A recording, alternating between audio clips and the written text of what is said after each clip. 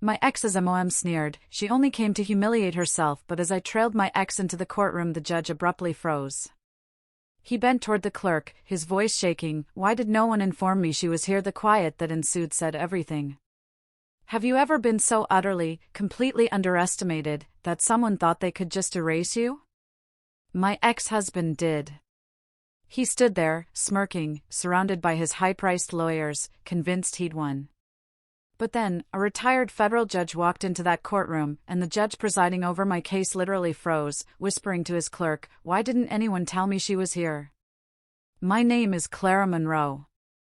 And at 29 years old, on that morning, I watched his empire of lies begin to crumble. The October sun felt too bright outside the courthouse, making the granite steps shimmer. My hands were steady, curled loosely around the strap of my leather bag. 3 years had taught me that stillness could be a weapon, that silence could sometimes shout louder than any scream. That's when I saw them, Ethan Hale, strutting up those steps like he owned the world, flanked by his silver-haired lawyer and his mother, Margaret, all pearls and smug certainty. Ethan's laugh, sharp and cruel, carried across the morning air. It was that same laugh I'd heard 1,000 times during our marriage, when he thought he'd won something. He caught my eye, leaned toward his lawyer, and his voice, just loud enough for me to hear, was pure venom. Look at her. Pathetic. She actually thinks she has a chance. I didn't flinch. I'd stopped flinching 2 years ago. What Ethan didn't know, what none of them knew, was that this wasn't just about our failed marriage. This wasn't about splitting assets or settling scores. This trial was about Leah, my 15-year-old sister. The girl I'd raised since our parents died when she was 7. The girl Ethan had tried to take from me by convincing a court I was mentally unstable, unfit, and dangerous. He'd painted me as the villain, the obsessive ex-wife, the crazy woman who couldn't let go. But I'd been painting my own picture, stroke by careful stroke, for 3 long years. Today, that canvas was finally going to be revealed. Inside my mind, I could still see Leah's face from that morning, hopeful and terrified all at once. Her dark hair pulled back, her hands gripping mine as she promised to be brave. I'd told her to stay home, that she didn't need to see this, but she'd insisted on being nearby, waiting at a cafe 2 blocks away with my best friend. "You can't protect me from everything, Clara," she'd said. And the truth of it, it had broken something in my chest. I'd been trying to protect her from Ethan since the day I realized what he truly was. Memories surfaced unbidden. Ethan during our marriage, all charm, all calculated affection. He'd isolated me so gradually I hadn't even noticed until I was completely alone. First, it was suggesting I didn't need to see my college friends so often. Then, questioning why I needed my own bank account. Then, the subtle comments about my work, my decisions, my thoughts, always delivered with a smile that made me question whether I was being too sensitive. When our parents died and Leah came to live with us, I thought she might soften him. Instead, she became another tool for control. "She needs stability," he'd say. "Consistency. Maybe you shouldn't work so late. Maybe you're not giving her enough attention."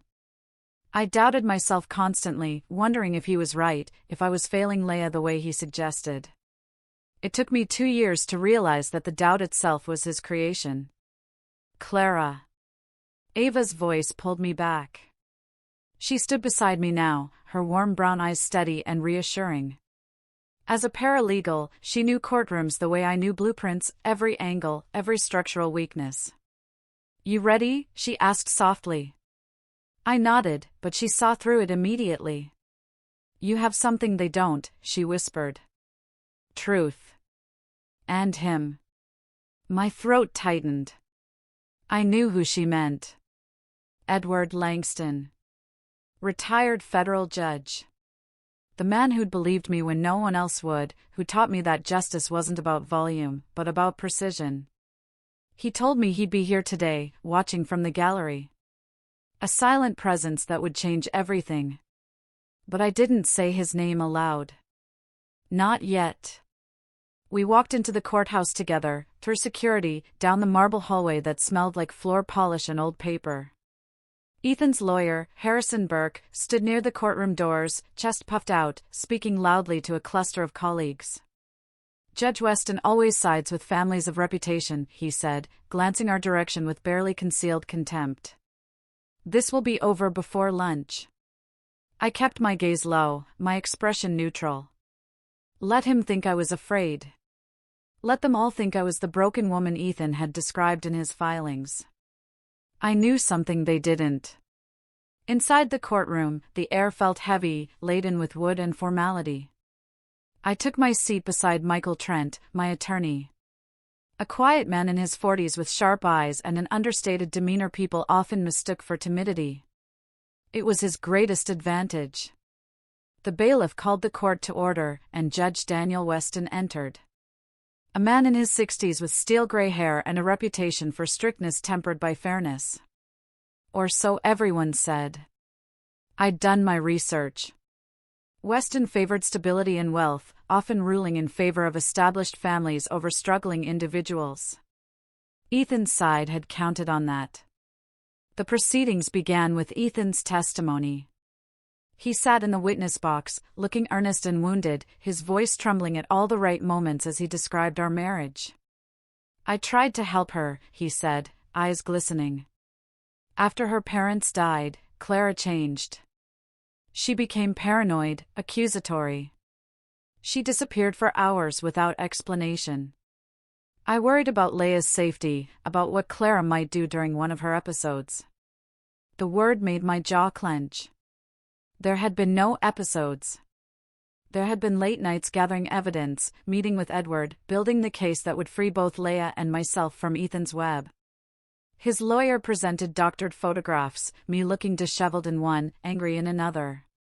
All taken out of context, presented as proof of instability. Emails I'd written were twisted, words cherry-picked to make me seem obsessive.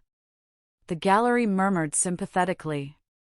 Margaret dabbed at her eyes with a handkerchief, playing the concerned grandmother to perfection.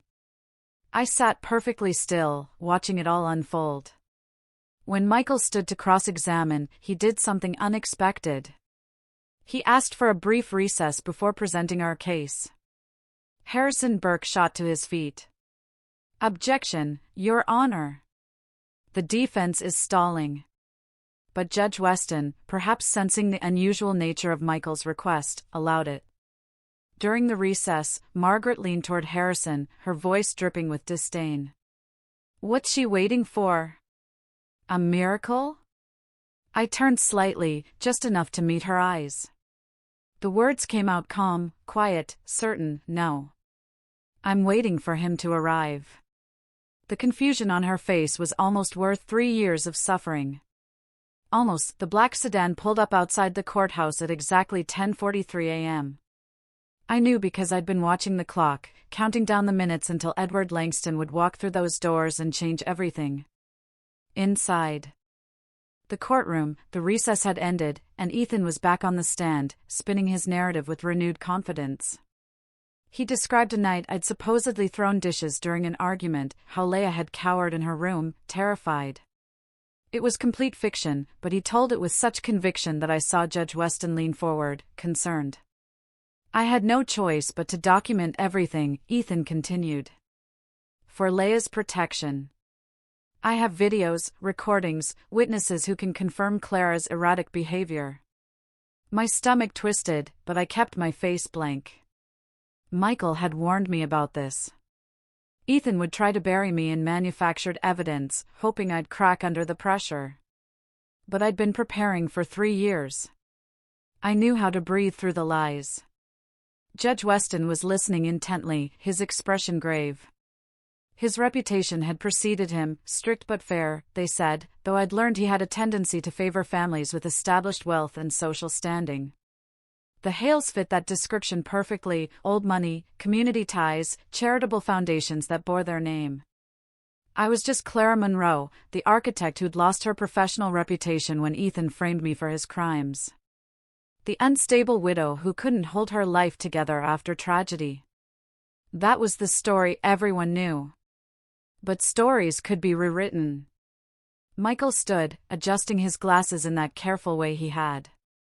Your Honor, the defense would like to call an additional advisor to review the evidence before cross-examination.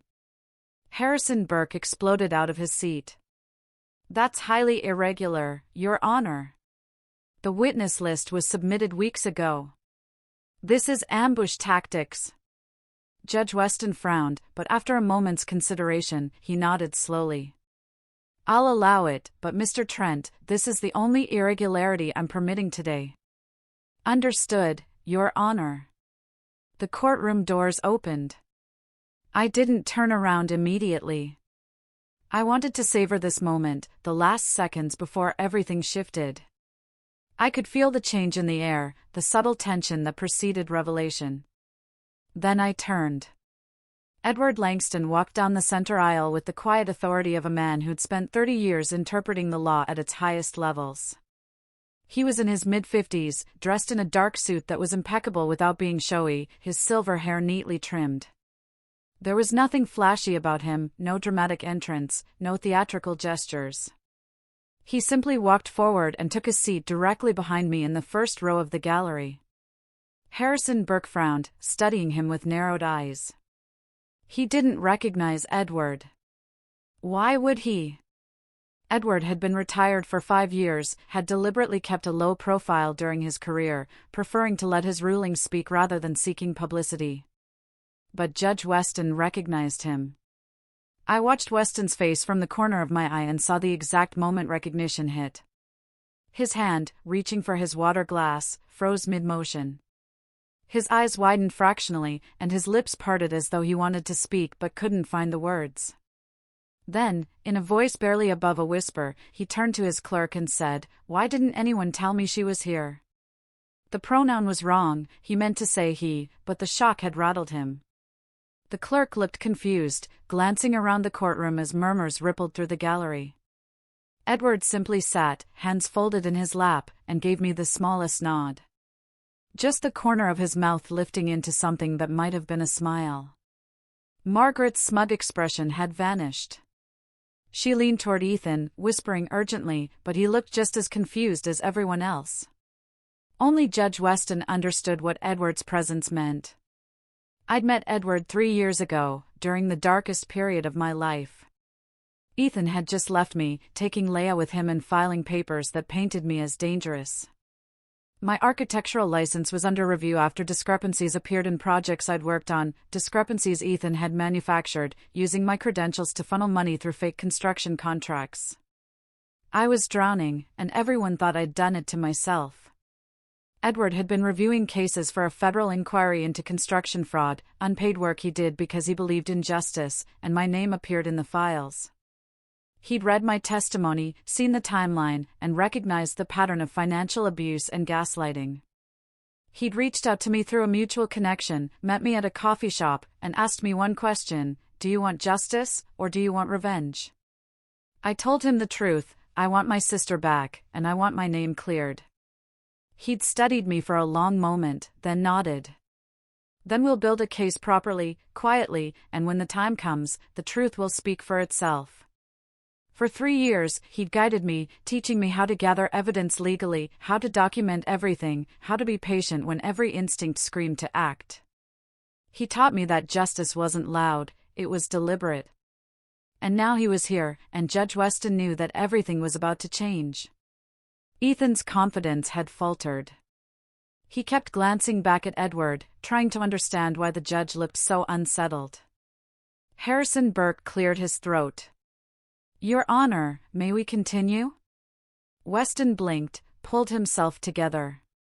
Yes, of course. Mr. Hale, please continue your testimony." But something had shifted. The judge's questions were sharper now, more probing. When Ethan described my supposed instability, Weston asked for specific dates, concrete examples, documentation beyond the photos and emails. Ethan stumbled over his answers, and I saw the first crack in his facade. Margaret leaned forward, her knuckles white against the gallery railing. She'd built her family's reputation on control and appearances, and she could feel that control slipping away. Michael caught my eye and gave me the slightest nod. The plan was unfolding exactly as we'd designed it. When Ethan finally stepped down from the witness stand, he walked past me and hissed under his breath, "Who is that man?" I looked up at him, my expression serene. So, it was a masterful performance.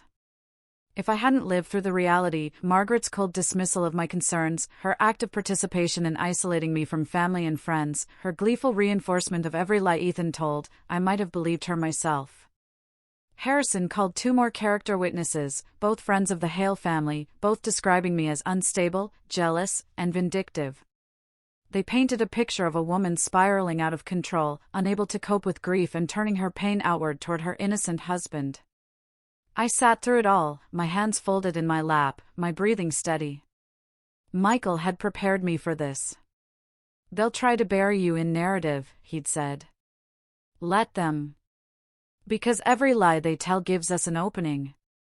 When the character witnesses finished, Judge Weston turned to Michael. "Does the defense wish to cross-examine?" "No, Your Honor, but we would like to call Clara Monroe to make a statement." Harrison leaped up. "Objection. Ms. Monroe is the plaintiff.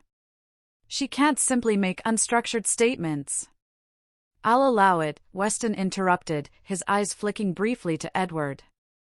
"But keep it brief, Mr. Trent." I stood and walked to the witness box, my legs steady despite the pounding of my heart. I'd rehearsed this moment 100 times, but now that it was here, the weight of 3 years pressed down on me.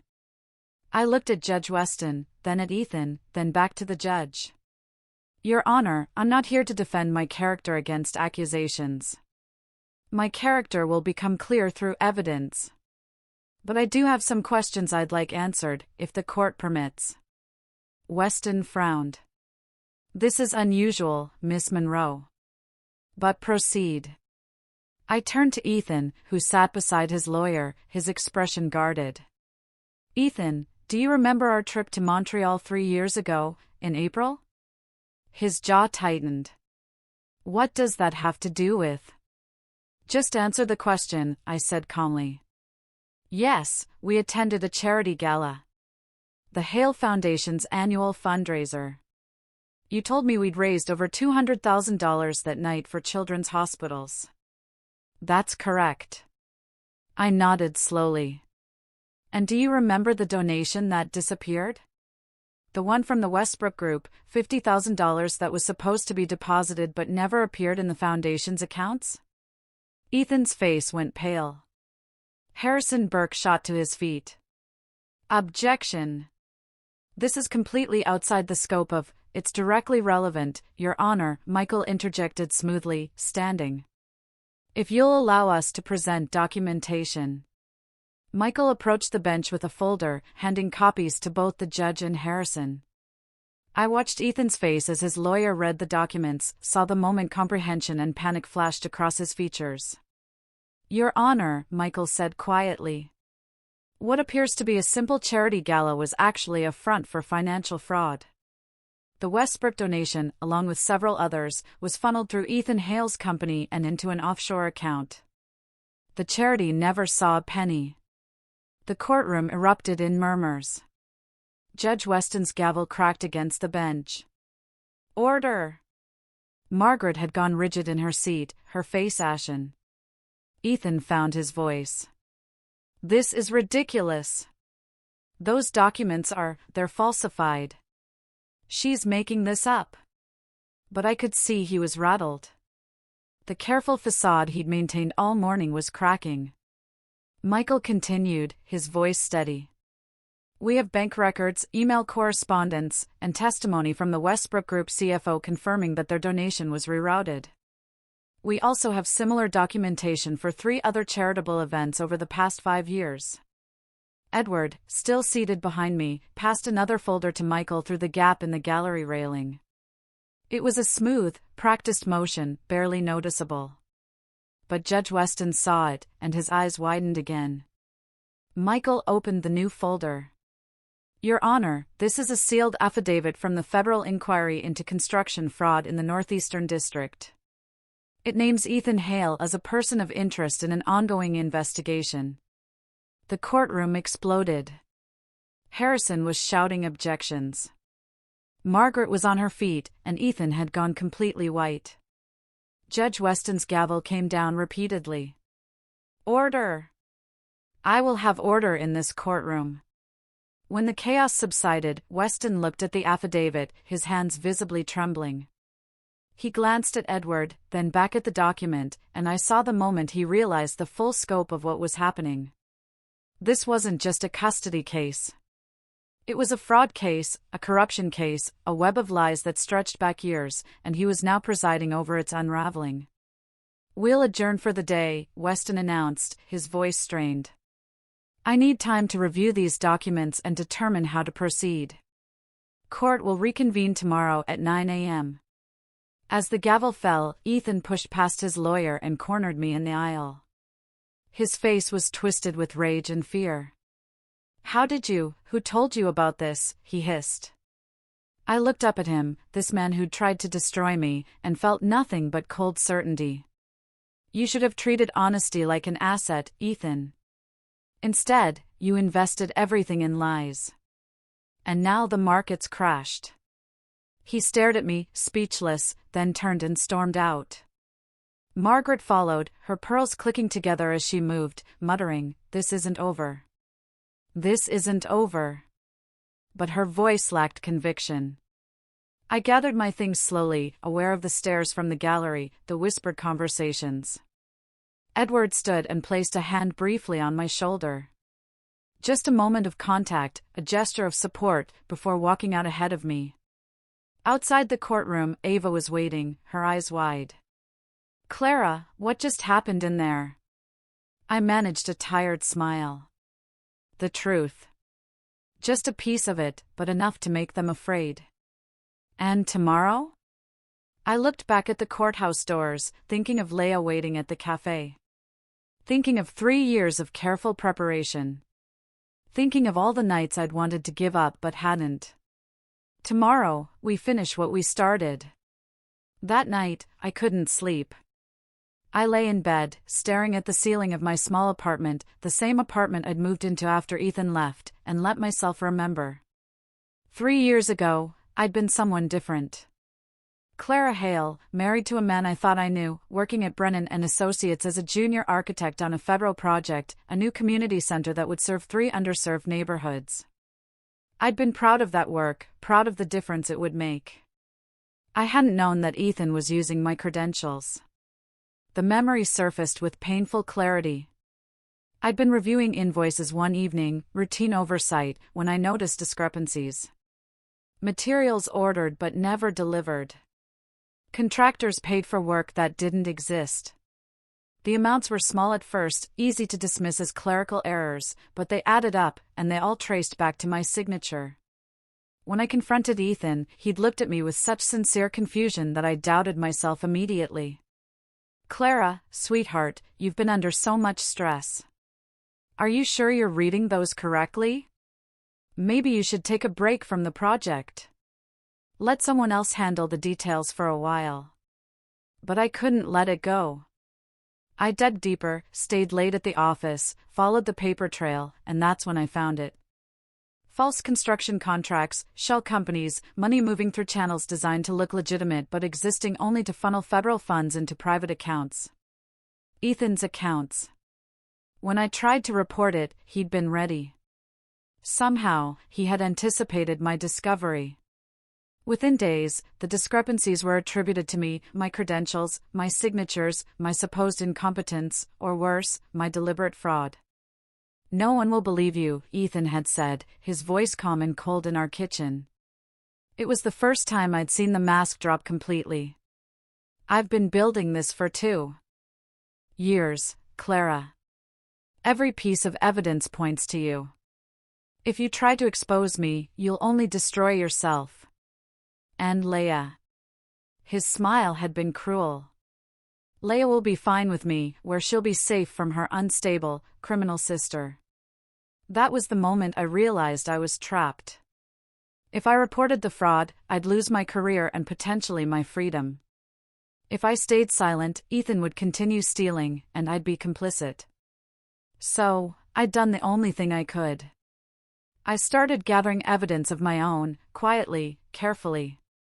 And then Edward Langston had found me. I rolled over in bed, looking at the photograph on my nightstand. Leia and me at her 8th grade graduation, both of us smiling. I'd raised her since she was 7. Through grief and adjustment and adolescence, she was my sister, but in every way that mattered, she was my daughter. I couldn't let Ethan take her. My phone buzzed. A text from Edward. *rest. Tomorrow requires clarity, not exhaustion. I smiled despite myself. He'd become more than a mentor over these 3 years. He'd become the father figure I'd lost. The steady presence that reminded me I wasn't alone. The next morning, I arrived at the courthouse to find reporters lingering in the hallway. News had leaked somehow, probably from courtroom observers, that the Hale custody case involved federal fraud allegations. Cameras flashed as I walked past, but I kept my expression neutral, my pace steady. Edward was waiting inside, and this time he spoke to me directly before we entered the courtroom. "They'll try to corner you emotionally today," he said, his voice low. "Burke will paint you as vindictive, as a woman scorned, seeking revenge through false accusations. Don't let them." "I won't." "And Clara," he met my eyes. "What you're doing here, it's not just about winning. It's about reclaiming yourself. Remember that." I nodded, unable to speak past the tightness in my throat. Inside, the atmosphere was electric with tension. Ethan looked haggard, like he hadn't slept. Margaret sat beside him, her usual composure cracked, her eyes darting around the room with something close to fear. Harrison Burke, however, looked energized. He'd spent the night strategizing, and I could see it in the set of his jaw, the way he organized his papers with renewed purpose. He thought he'd found an angle. When court convened, he wasted no time. "Your Honor, the defense moves to have Edward Langston's testimony, or rather, his presence and any documents he's provided, disqualified on grounds of personal bias." Michael stood immediately. "Mr. Langston hasn't testified, Your Honor. He's simply observing." "His mere presence is prejudicial," Harrison argued. "He has a clear personal relationship with Ms. Monroe, has been advising her for years, according to her own admission yesterday, and his former position as a federal judge creates an implicit bias in favor of her claims." Judge Weston rubbed his temples. I could see the conflict playing across his face. Professional respect for Edward warring with the procedural concerns Burke was raising. "Mr. Langston," Weston said finally, "would you approach the bench?" Edward stood and walked forward with that same quiet authority. The two men spoke in low tones for several minutes, and I watched Weston's expression shift from skepticism to something else. Shame, perhaps, or recognition. When Edward returned to his seat, Weston announced, "Mr. Langston's presence will be allowed.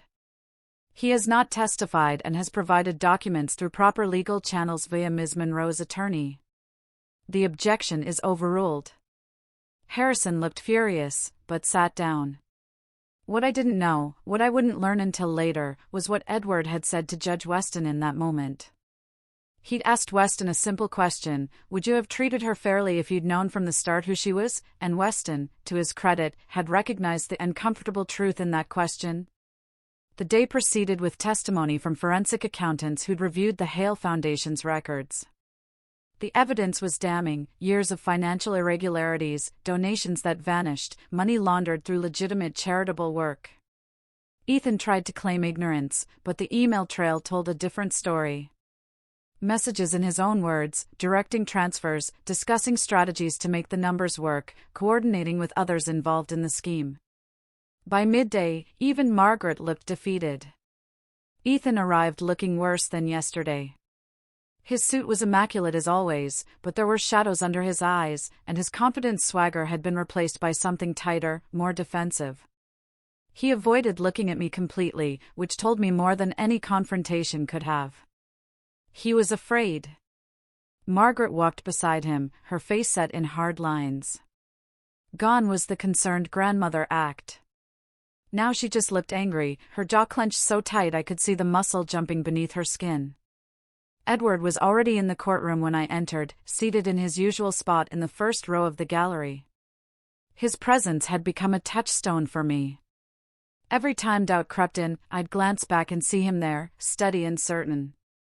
He gave me a small nod as I took my seat beside Michael. "Ready?" Michael asked quietly. I nodded. We'd spent last night preparing for today's session. Michael had explained that we were reaching the critical point where evidence would either coalesce into undeniable truth or fragment into reasonable doubt. "They're going to fight hard today," he'd warned. "Burke knows this is his last chance to control the narrative." Judge Weston entered, and I studied his face as he settled into his chair. He looked like he'd aged years in the past few days. There was a heaviness to his movements, a reluctance that hadn't been there at the start of the trial. He called the court to order, and Harrison Burke immediately requested to speak. "Your Honor, the defense would like to reopen proceedings with a motion to dismiss the financial allegations as irrelevant to the custody matter at hand." "Denied," Weston said so quickly that Burke blinked in surprise. "The financial improprieties go directly to character and fitness as a guardian." "Continue with your case, Mr. Burke." Burke's jaw tightened, but he nodded. When he stood to address the court, his tone was more aggressive than I'd heard before. "Your Honor, what we're witnessing is a classic case of a vindictive woman using emotional manipulation and theatrical accusations to destroy a man's reputation. Claire Monroe is not here seeking justice. She's seeking revenge." The words hit like they were meant to, sharp and accusatory. I felt Ava tense beside me, but I kept my breathing steady. "Ms. Monroe has spent 3 years building this elaborate conspiracy theory, working with," he gestured toward Edward, "influential connections to manufacture evidence and objection." Michael's voice was calm but firm. "Counsel is making unfounded accusations without evidence. If he has proof that any evidence was manufactured, he should present it." "Sustained," Weston said. "Mr. Burke, stick to provable facts." Burke's face flushed, but he pressed on. "Then let's talk about facts." "We'd like to submit new evidence, courtesy of a more thorough investigation into Ms. Monroe's activities over the past 3 years." My stomach dropped. What had they found? Burke approached the bench with a file, and Michael stood immediately to review it. I watched my attorney's face as he read, looking for any sign of concern, but his expression remained neutral. After a moment, Michael looked up. "Your Honor, we'd also like to submit new evidence. Audio recordings obtained legally through Mr. Langston's federal inquiry connections." He pulled a small device from his briefcase, and suddenly the courtroom fell silent with anticipation. "These are recordings of phone conversations between Ethan Hale and several business associates discussing the creation of false documentation and witness coaching." Burke shot to his feet. "Objection. Where did these recordings come from? How do we know they're authentic?" "They came from a federal wiretap authorized during the construction fraud investigation," Michael replied calmly. "They've been authenticated by federal forensic analysts. I have their reports here." Weston held up a hand. "I want both sets of evidence submitted for my review. We'll take a short recess while I examine them." As the judge disappeared into his chambers, the courtroom erupted into frantic whispers. Ethan leaned toward Burke, speaking urgently, his face pale. Margaret had her hand on his arm, squeezing so hard her knuckles were white. I turned to look at Edward, and he mouthed 2 words, "Stay calm." The recess felt endless. Ava brought me water that I couldn't drink. My hands were steady, but my heart was racing. Everything hinged on what happened next, whether the judge would allow the recordings, whether Burke's counter-evidence would undermine our case. When we reconvened 20 minutes later, Judge Weston looked grim. "Mr. Burke's evidence consists of testimony from 3 individuals claiming Ms. Monroe contacted them seeking false testimony against Mr. Hale. However, he paused, his voice hardening. 2 of those individuals have financial ties to Hale Construction, and the third is currently under investigation for perjury in an unrelated case. I'm excluding this evidence as unreliable. Burke's face went red. Your Honor, however, Weston continued, Mr. Trent's audio evidence has been authenticated. I'm allowing it to be presented. The courtroom exploded with noise. Reporters in the gallery were frantically taking notes. Margaret looked like she might be sick. Michael played the first recording. Ethan's voice filled the courtroom, tinny but unmistakable. Just stick to what we discussed. Clara was erratic, unstable. You witnessed arguments. Keep it vague enough that she can't disprove specifics. Another voice, male, uncertain. I don't know, Ethan. If this comes out, it won't. Trust me. I've covered every angle. The second recording was worse. Ethan discussing how to massage the financial records to hide the charitable fraud, mentioning me specifically. The best part is, even if Clara figures it out, she's already been discredited. No one will believe her. I watched Ethan as the recordings played. His face had gone from pale to ashen, and his hands were shaking. He looked like a man watching his entire world collapse. Because it was. When the recordings ended, the silence in the courtroom was deafening. Then Judge Weston spoke, his voice tight with barely controlled anger. Mr. Hale, would you care to explain these recordings? Ethan stood slowly, and I saw him struggling to find his footing, to locate the charm and confidence that had always been his shield. Your Honor, those conversations, they're taken out of context. I was speaking hypothetically, discussing worst-case scenarios with, you are coaching witnesses to lie, Weston interrupted coldly. You are conspiring to commit perjury in my courtroom. No. Sit down, Mr. Hale.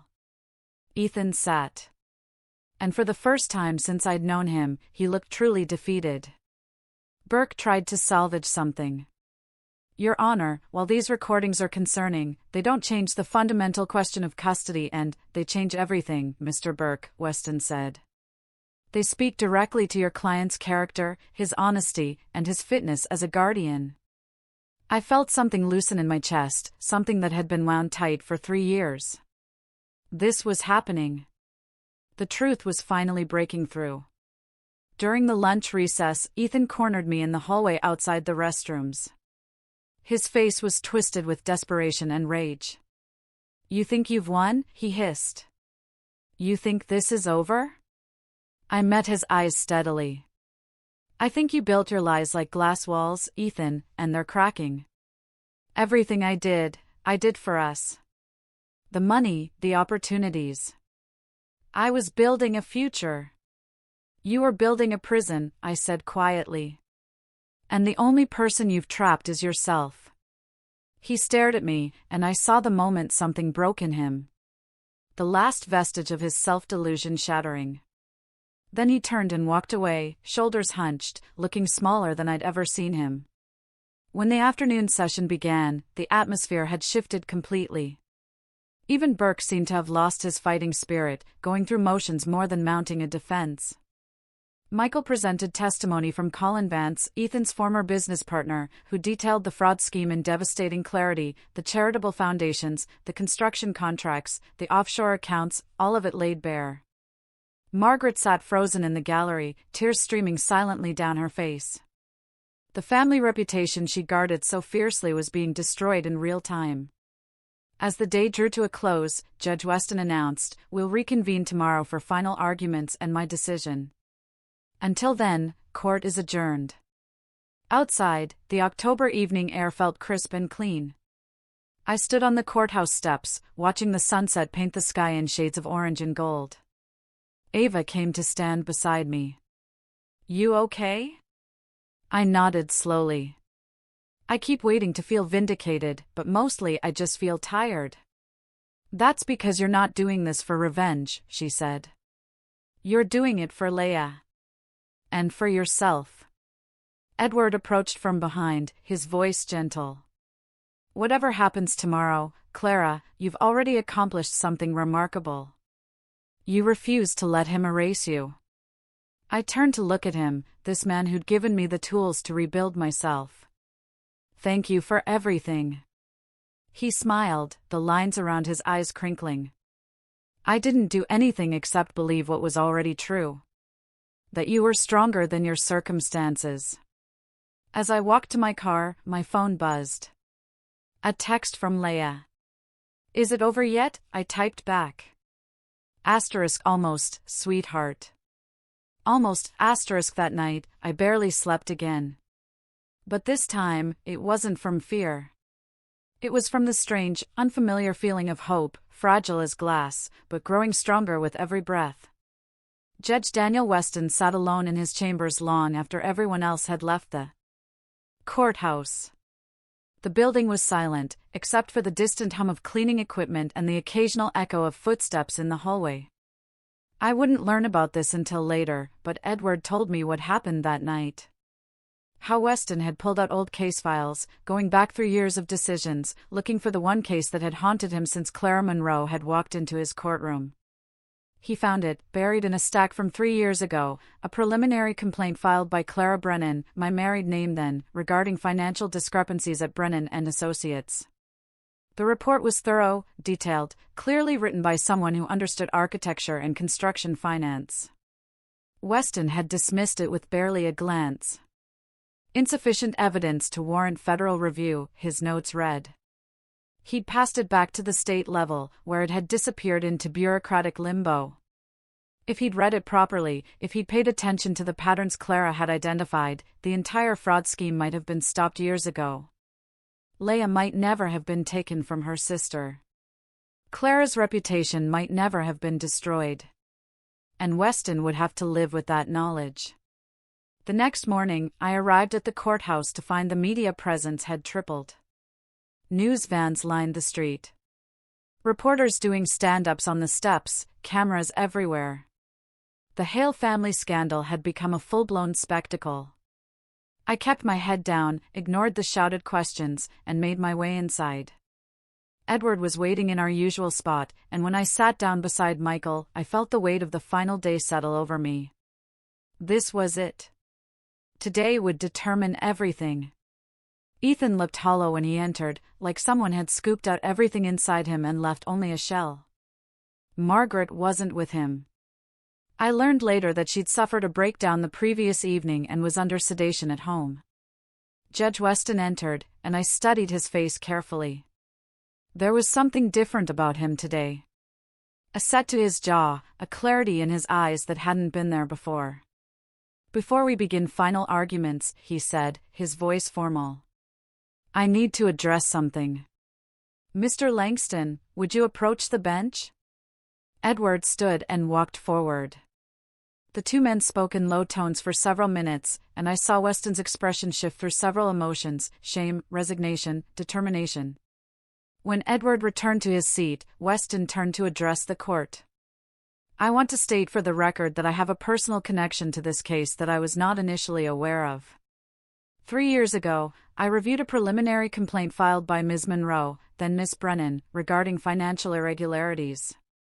I dismissed that complaint without proper investigation. The courtroom erupted in murmurs. Burke looked stunned. I have consulted with Mr. Langston and with the State Ethics Board, Weston continued. And while there is no legal requirement for me to recuse myself, I want to acknowledge this conflict openly. My failure 3 years ago does not excuse itself, but I am committed to ensuring that justice is served in this courtroom today. I felt tears prick my eyes. This public admission, this acknowledgement of his mistake, was something I never expected. Burke stood shakily. Your Honor, if you have a conflict, I am not recusing myself, Mr. Burke, Weston said firmly. I am ensuring transparency. Now, shall we proceed with closing arguments? Burke's closing was weak, grasping at straws. He tried to paint Ethan as a flawed but caring man who'd made mistakes, who deserved a chance at redemption, who loved his family.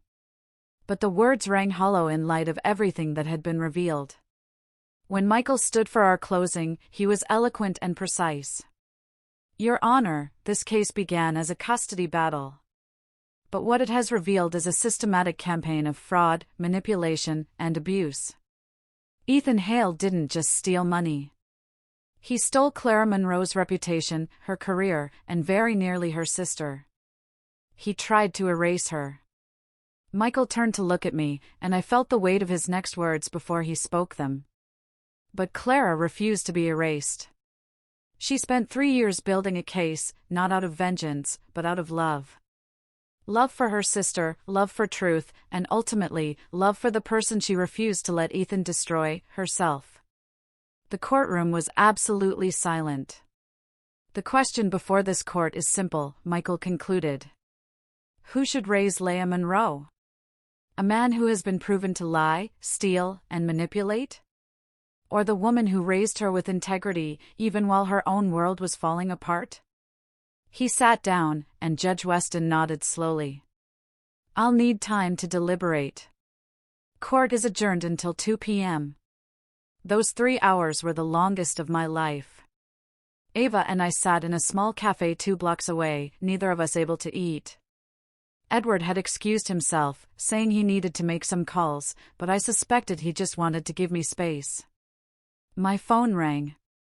It was Leah. Clara? Her voice was small, frightened. What's happening? The judge is deciding, I said, fighting to keep my voice steady. We'll know soon. I want to come home, she whispered. I want to be with you. Soon, sweetheart. I promise. When we returned to the courthouse at 2 p.m., the courtroom was packed. Every seat filled, people standing along the walls. The air felt electric with anticipation. Judge Weston entered, carrying a folder. His face was grave, unreadable.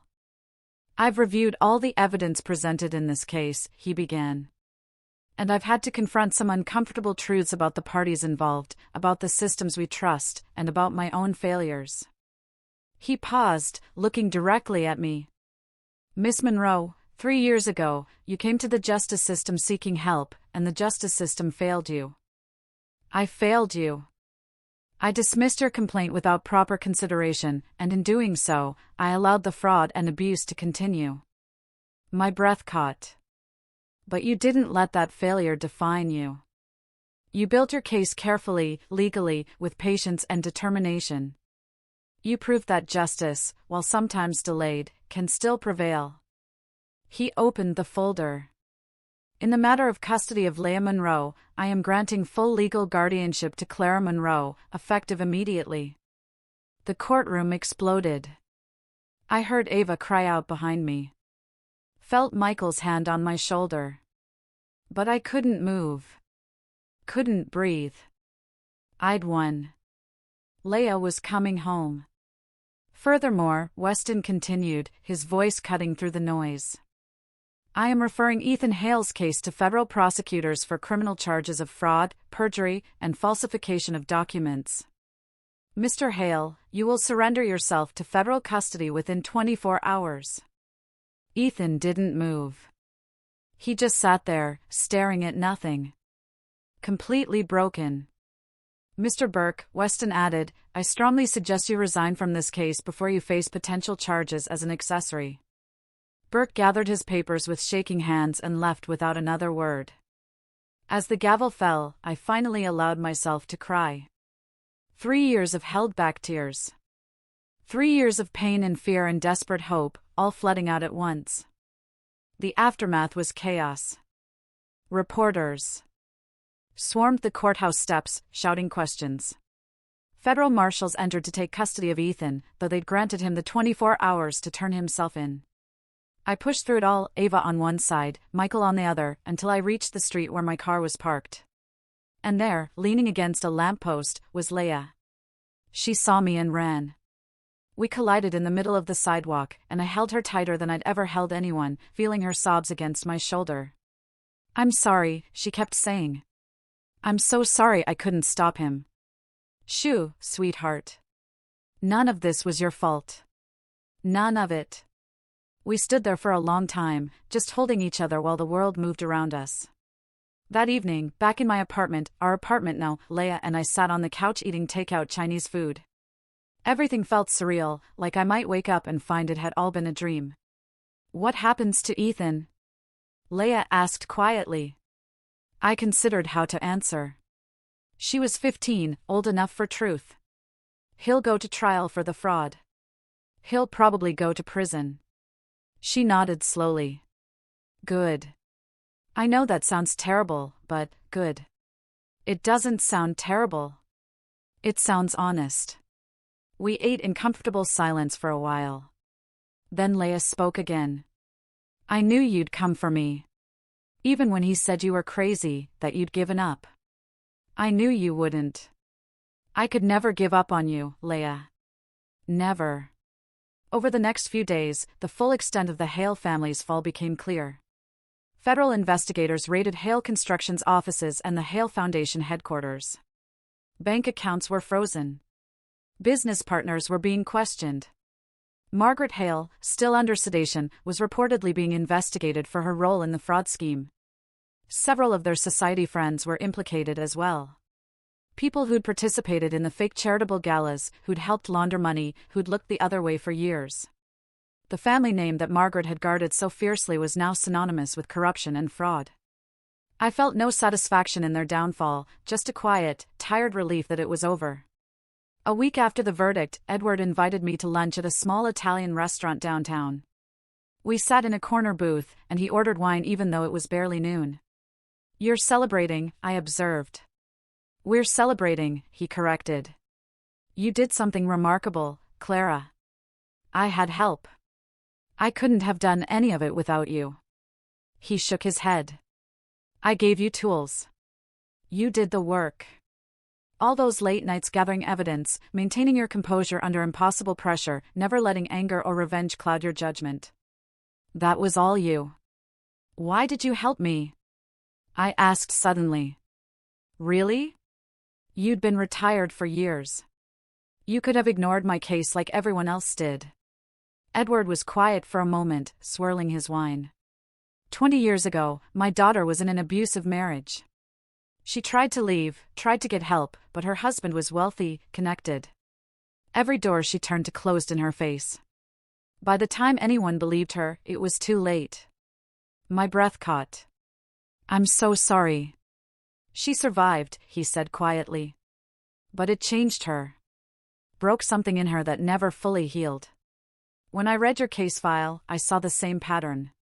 A woman telling the truth, a system failing to listen. And I thought, maybe I could help this time. Maybe I could prevent what happened to my daughter from happening to you." "You did," I whispered. "You saved me." "No," he said firmly. "You saved yourself. I just reminded you that you could." We sat in comfortable silence, and I realized that justice wasn't just about courtrooms and verdicts. It was about people believing you when you told the truth. It was about having someone in your corner when the whole world seemed against you. It was about refusing to be erased. 3 months later, I stood in a different courtroom, this time as a witness in Ethan's criminal trial. The federal prosecutors had built an airtight case using the evidence we'd gathered, plus additional findings from their investigation. Ethan had aged dramatically. His hair had gone gray at the temples, and he'd lost weight. He looked nothing like the confident man who'd walked up the courthouse steps that October morning. When I took the stand, he finally looked at me, and I saw something in his eyes I'd never seen before. Genuine remorse. "Ms. Monroe," the prosecutor said, "can you describe what happened when you first discovered the fraud?" I told the truth. All of it. The discovery, the gaslighting, the threats, the years of carefully building my case while pretending to be broken. When the defense attorney cross-examined me, he tried to paint me as vindictive, but I just answered honestly, without emotion, and eventually he gave up. Ethan was convicted on 14 counts of fraud, perjury, and racketeering. He was sentenced to 12 years in federal prison. Margaret Hale accepted a plea deal, 3 years probation and community service in exchange for testimony against her son's business partners. She'd lost everything. Her social standing, her wealth, her family's reputation.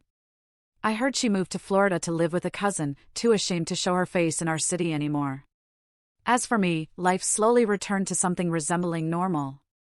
My architectural license was reinstated after an ethics board review cleared me of all wrongdoing. I started taking freelance projects, slowly rebuilding my career. Leah thrived.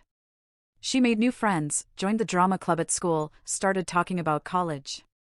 Watching her heal was the greatest reward of everything I'd been through. One afternoon in January, 6 months after the verdict, I received an unexpected visitor at my office. Judge Daniel Weston stood in my doorway, looking uncertain. "Ms. Monroe, I hope I'm not intruding." "Not at all, Your Honor." "Please, come in." He sat across from my desk, and I could see the weight he still carried. "I wanted to apologize properly," he said, "in private, without the courtroom theatrics. What I did 3 years ago, dismissing your complaint. It was careless and arrogant. I thought I knew better without even reading your evidence properly, and you paid the price for my laziness." "You've already apologized," I said gently. "Words in a courtroom aren't enough." He pulled an envelope from his jacket. "I've written a letter to the State Ethics Board recommending mandatory review procedures for all preliminary complaints. I've also endowed a legal fund in your name to help other people in situations like yours, who need legal help but can't afford it." Tears sprang to my eyes. "Judge Weston, Daniel," he said. "Please, Daniel. You don't have to." "Yes, I do. Because that morning, when I saw Edward sitting behind you in my courtroom, I realized something. I'd been so focused on reputation and protocol that I'd forgotten what justice actually means. Edward reminded me." "You reminded me. What did he say to you?" I asked. "That first morning, when you whispered, 'Why didn't anyone tell me she was here?'" Daniel smiled sadly. "When I saw Edward, I knew immediately that something important was happening. I dismissed a case connected to his federal inquiry years ago, your case, though I didn't realize it at the time. And I knew if Edward was there, it meant I'd made a terrible mistake. That's when I whispered to my clerk, confused about why no one had warned me. Of course, no one could have warned me, because I'd failed to make the connection myself." He stood to leave, then paused at the door. "You know what Edward told me during that first recess?" He asked me one question.